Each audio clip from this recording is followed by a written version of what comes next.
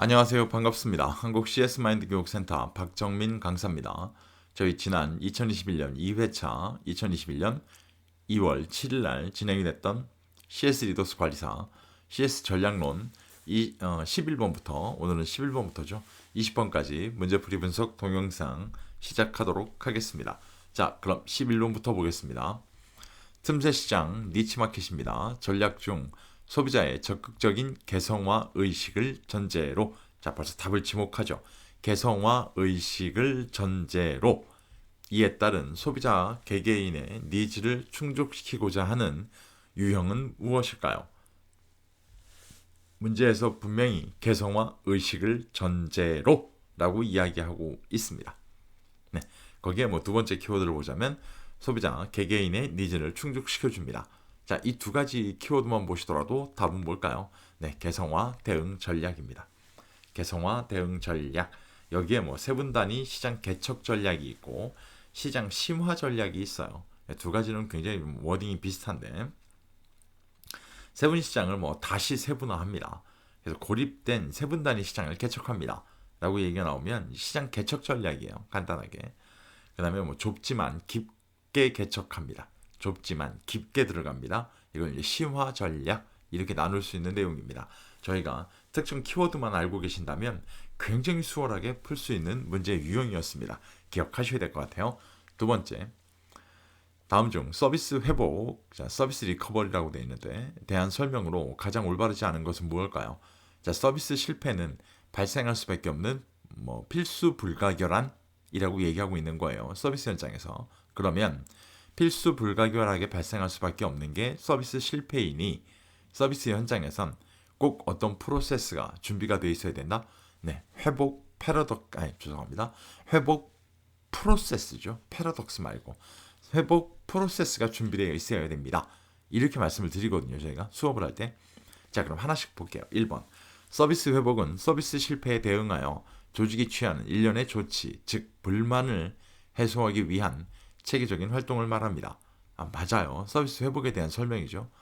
두 번째, 서비스 회복의 핵심은 불평하는 고객뿐만 아니라 불만을 표현하지 않는 고객까지도 사전에 조사하여 서비스 접점의 문제를 해결하는 것이다. 맞습니다. 3번, 서비스 회복이 제대로 이루어지지 않을 경우 고객이 이탈하게 되고 다른 사람들에게 부정적 구전을 전할 수도 있습니다. 오, 당연하죠. 이것 때문에 회복 프로세스가 꼭 있어야 되는 거죠. 4번, 서비스 회복 노력을 서두르지 않을 경우 고객의 마임이 아니라 마음이에요. 마음. 고객한테 무슨 마임을 할 수는 없잖아요. 저희가. 죄송합니다. 오타입니다. 다시 한번 실패를 가져오는 이중 일탈 효과. 저희가 더블 디비에이션 이펙트라고 부르는데요. 이 더블 디비에이션 이펙트는 아시겠지만 노력을 서비스 회복이 또는 회복이라고 해가지고요. 이건 선생님 서투를 때예요. 서투를 때. 이해가세요? 제가 왜 여러분 보시는 기본수하고 다른 내용을 얘기하죠. 워딩을 얘기하죠. 서투르다라고. 네, 실제 전공서적에는 서투르다라고 되어 있어요. 네, 그래서 서투르다, 서두르다라고 보면 서투르다가 더 넓은 범위예요. 네, 서투른 것 중에 서두른다라는 게 들어가 있을 수가 있거든요. 그래서 서두르지 않을 경우가 아니고요. 서두른다면, 서투르게 뭘 한다면 실제로 더블 디비에이션 이펙트가 나와요 라고 얘기하는 게 맞는 설명이죠. 4번 설명이 잘못되어 있어요. 네, 마임이라는 오타도 있고 오답도 있어요.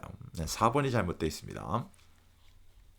5번 그랜루스는 서비스 회복에 대하여 부정적 불일치로 인해 발생되는 서비스 실패는 결국 고객 불만족으로 이어지므로 맞죠. 적절한 서비스 회복을 통해 불만족한 고객을 만족한 상태로 회복시킬 수 있다고 언급하였다. 맞습니다. 설명 자체가 그랜루스가 이야기한 내용입니다. 자, 이 문제 같은 경우 항상 문제가 나오면 이 더블 디비에이션 이펙트를 가장 오답으로 만드는 경우가 흔한 출제 문제의 유형이기도 합니다. 꼭 한번 기억하셔야 될 것 같아요. 다음 문제. 다음 중 고객 인지 프로그램의 활용에 따른 인지 프로그램입니다. 고객 인지 프로그램, 고객을 알아봅니다. 라고 하면 저희는 딱 떠오르는 호텔, 우리나라에 현재 없죠. 리츠칼튼 호텔 체인점이 딱 생각나야 됩니다. 체인점이래. 르츠칼튼 호텔 체인이 생각나셔야 됩니다. 고객인지 프로그램의 활용에 따른 장점을 설명한 내용으로 가장 올바르지 않은 거라고 물어보고 있어요. 자, 그럼 장점이 아닌 걸 물어봅니다. 1번, 고객에게 차별화된 서비스를 제공하고 고객의 행동을 예측할 수 있습니다. 맞죠, 이거 기본적으로. 왜? 고객을 알아본다는 얘기이기 때문에. 2번, 고객 정보 파일은 관계 마케팅을 수행하는 데 있어 여러 가지 측면에서 기초가 됩니다. 맞죠, 실제로. 안 그래도 고객 정보 얻기 어려운 세상에 지금 살고 계시기 때문에. 3번, 고객과의 원활한 의사소통을 가능하게 해주며. 맞아요. 기존 고객 유지의 측면이 아닌 잠재 고객 확보를 기본으로 하고 있다. 이렇게 되면 저희가 바깥쪽으로 마케팅만 한다는 얘기일까요? 아니죠. 기존 고객을 잘 유지만 하셔도요. 결국 이 고객들이 뭐 한다? 잠재 고객을 새롭게 소개시켜 줄 거라는 거예요. 이해가세요? 그 방법을 저희가 멤버스 겟 멤버스라고 알고 계시는 거잖아요. 네, 저희 시험에도 보기로 나오는. 자, 이렇게 따지면 3번 설명이 잘못되어 있습니다. 기존 고객 유지 측면이 아니고요. 기존 고객을 유지하는 것을 기본으로 가져가게 될 수밖에 없는 거죠. 이해가시겠죠? 그리고 4번, 5번 다 맞는 설명입니다. 리츠칼튼 호텔에 대한 내용 이해가시죠? 원래는 뭐 리츠칼튼 호텔에 대한 걸 물어봐야 되는데 그게 아니라 이제 고객 인지 프로그램이라는 걸 가지고 새롭게 물어보면서 리츠칼튼 호텔에 대한 걸 과연 유추 떠오를 수 있는가 이런 식의 어떤 입장을 갖고 물어본 문제라고 볼 수 있겠습니다. 네, 물론 꿈보다 해몽이겠죠. 실제로 내신 분이 그런 의도를 가졌는지는 뭐 잘 확인할 수는 없습니다. 기본적으로. 다음 문제 보겠습니다. 잠깐만요. 다음 문제가 안 넘어가요. 제가 넘겨야 될 것 같아요. 다음 문제.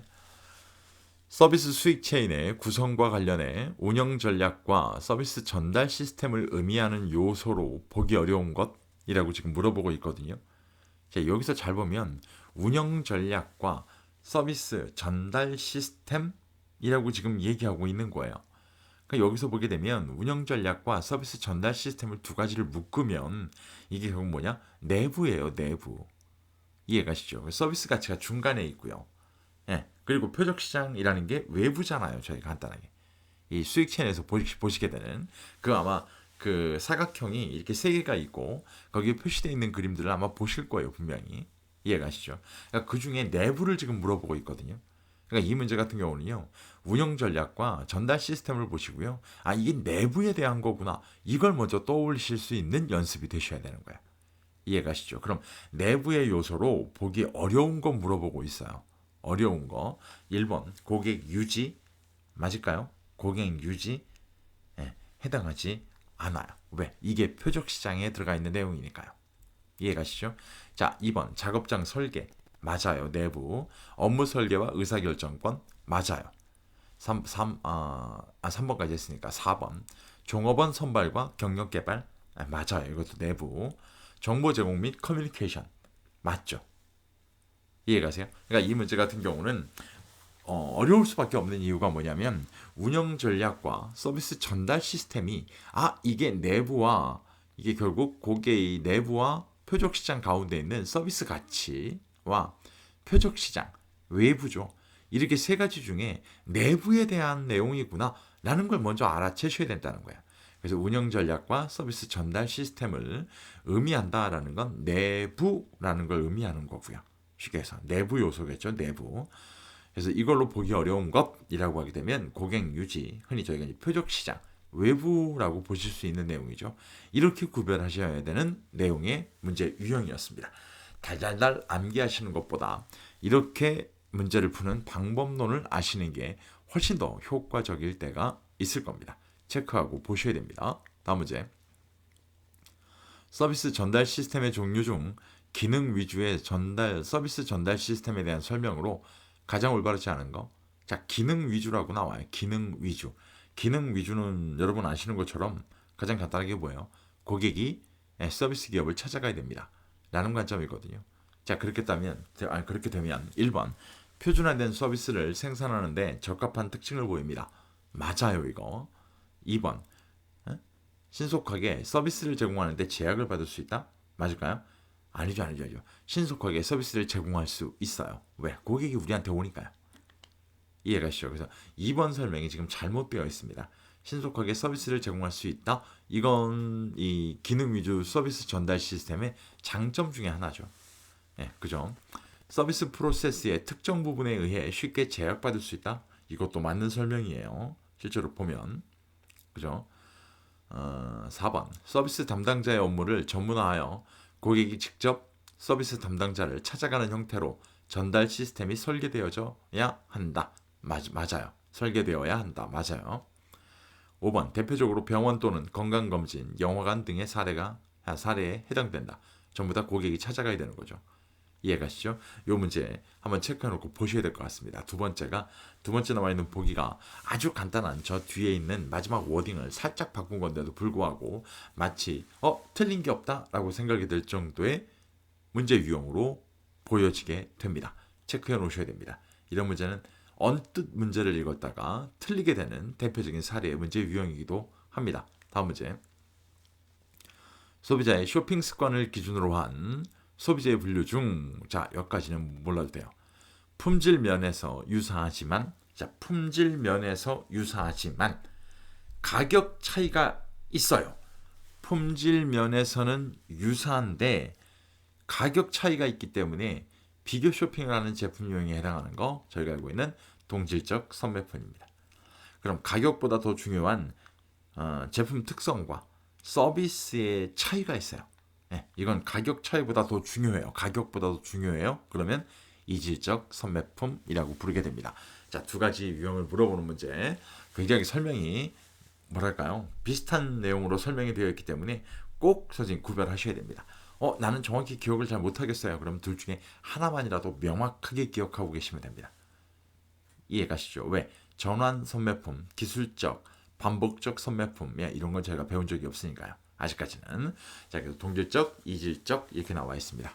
체크하고 보셔야 됩니다. 다음 문제. 다음 중 의료기관의 특징에 대한 설명으로 가장 올바르지 않은 거. 자, 의료기관만 나오니까요. 일단 저희가 가장 대표적으로 알아야 되는 거 비영리 동기일 거예요. 이해가시죠? 왜? 의료기관만 나왔잖아요. 의료 경영의 특징, 경제적 특징 이런 말이 없어요. 하나도. 그러니까 의료기관만 나오면 비영리 동기입니다. 1번. 병원은 고도로 노동집약적 집단인 동시에 저희가 알고 있는 병원은 노동집약적 산업이죠. 자본집약적 조직체라고 할 수 있습니다. 사람 많이 들어가고 돈 많이 들어갑니다. 맞습니다. 2번 의료 서비스는 공적 영역을 수행하지만 기본적으로 영리적 동기를 가진 이익 집단의 성격이 강합니다. 만약에 의료기관의 경제적 특징이라고 하면 설명이 맞을 수 있어요. 하지만 의료기관이라고만 나왔잖아요. 그러면 비영리적 동기가 맞는 거죠. 이해가시죠? 3번 병원은 다양한 사업과 프로그램을 개발하여 지역 주민과 국가가 원하는 요구를 충족시킬 수 있어야 된다? 맞아요.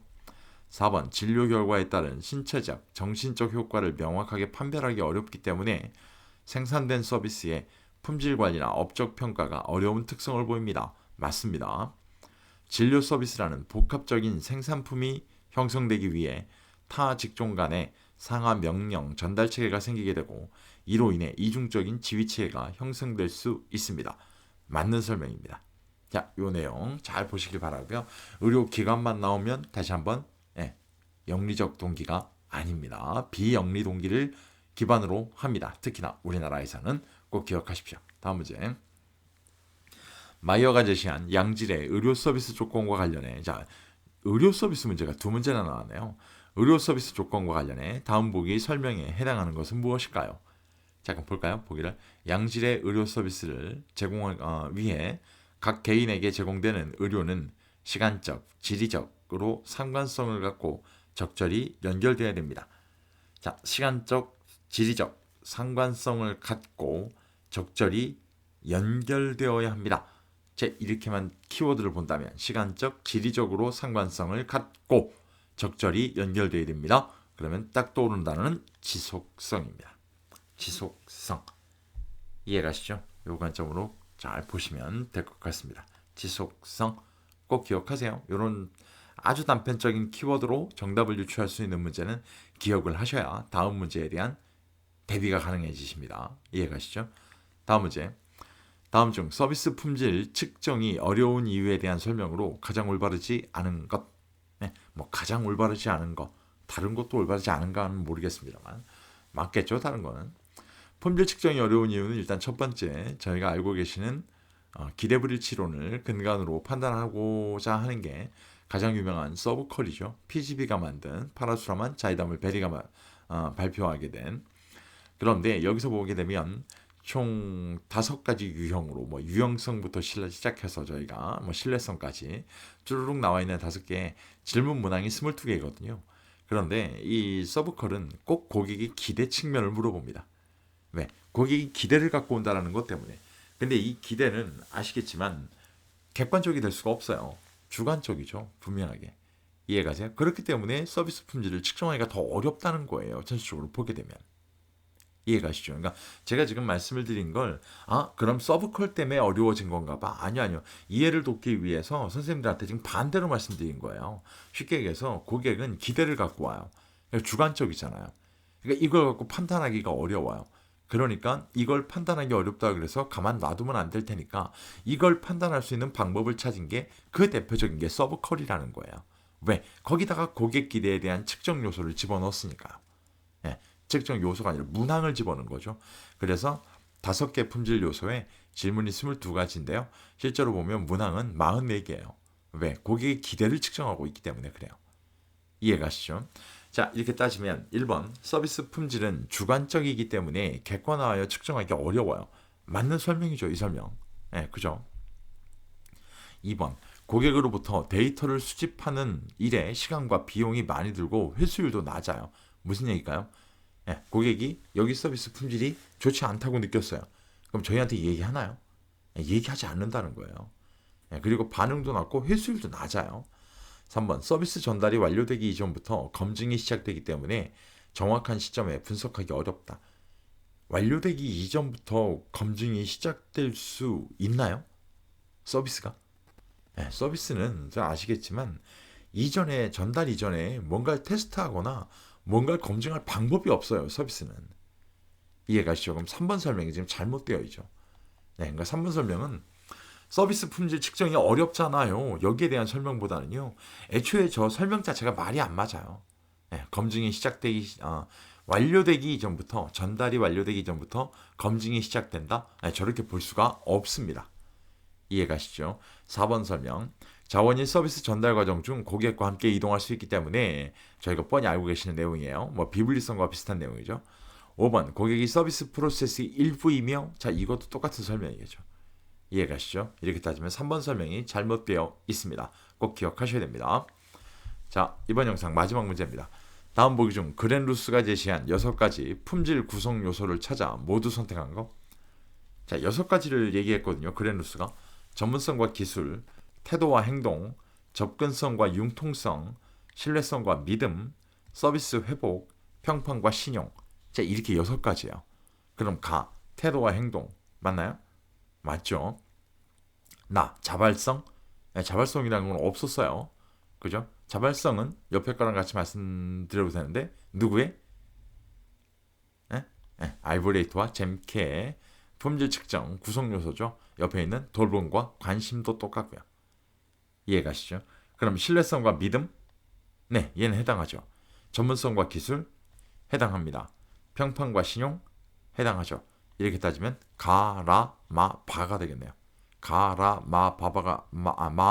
있는 게 있나요? 네, 4번이네요.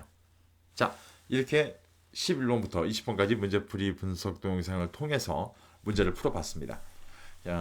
지난번 1번부터 10번까지 문제풀이보다 조금은 생각해 보셔야 되는. 왜냐면 지금 보신 파트의 문제들이 3장 그리고 뭐 4장, 아까 2장도 일부 문제가 나오긴 했습니다만 가장 어려워하시는 파트들이잖아요. 실제로 봤을 때. 그래서 이 파트에 대한 문제들이 나오게 되면 조금은 좀 어려워하시는 경향들이 있기 때문에 어떻게 하면 가장 간단하게 문제를 풀 수 있는 방법론이 뭐가 있을까? 또는 어떤 그런 특정 키워드가 뭐가 있을까?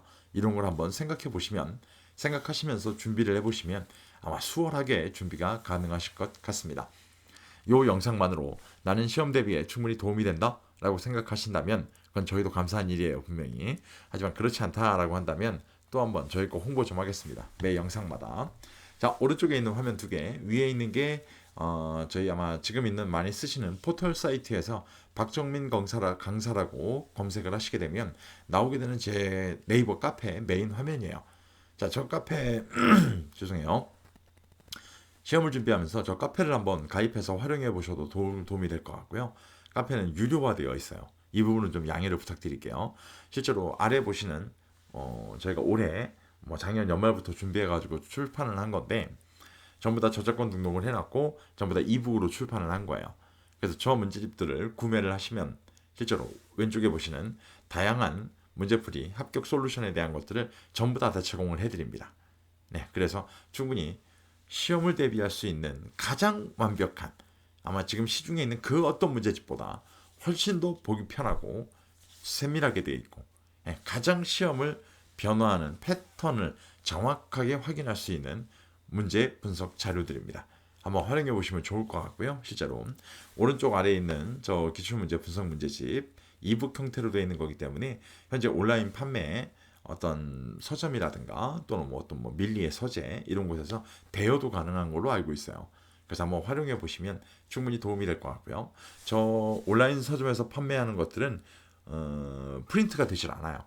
그래서 아마 저희 카페에서 구매하시게 되면 프린트를 제공해 드리거든요. 전부 다. 그래서 프린트를 하실 수도 있습니다. 분명하게. 한번 활용해 보시면 도움이 되실 것 같습니다. 네, 가격은 조금 차이가 있어요. 그래서 그런 부분을 좀 체크해 보시면 도움이 될 것 같고요. 자, 다음번 영상은 저희가 전략론 21번부터 30번까지 문제풀이 분석 동영상으로 찾아뵙도록 하겠습니다. 오늘 보신 영상이 시험을 준비하는데 도움이 됐다라고 생각하신다면 구독과 좋아요, 체크도 부탁드리도록 하겠습니다. 긴 시간 고생 많으셨습니다. 고맙습니다.